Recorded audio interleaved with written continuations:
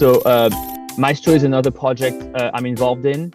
It's a infrastructure provider for Cardano, and we're really focusing on building all the basic building blocks that developers would need to build dApps faster on Cardano. We want to be kind of the complete Web3 stack for Cardano builders, for anyone building from wallets, dApps, blockchain, boxes, explorers, you name it.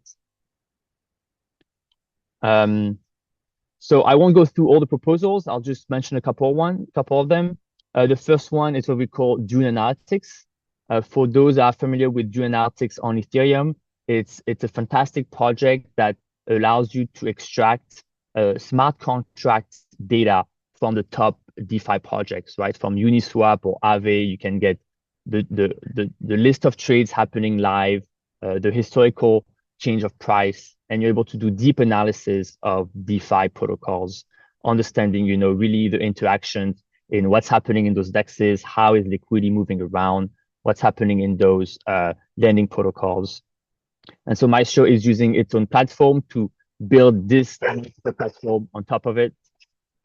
Sorry for the noise. And so the idea is to provide an easy API to give you access to smart contract data feeds. So smart contract data from top DEXs like MintSwap or Liquid, then give you an easy way to analyze that data, right? So build aggregation, build metrics, build indicators, and then visualize that in the dashboard in order for you to find new trends, right? So it's great for traders that want to find new arbitrage opportunities. It's great for like researchers to discover new trends and maybe see what are the protocols that are becoming more popular.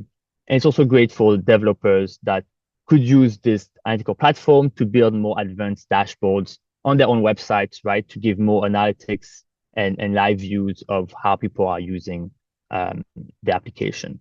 So I think we're really excited about what people can build with this.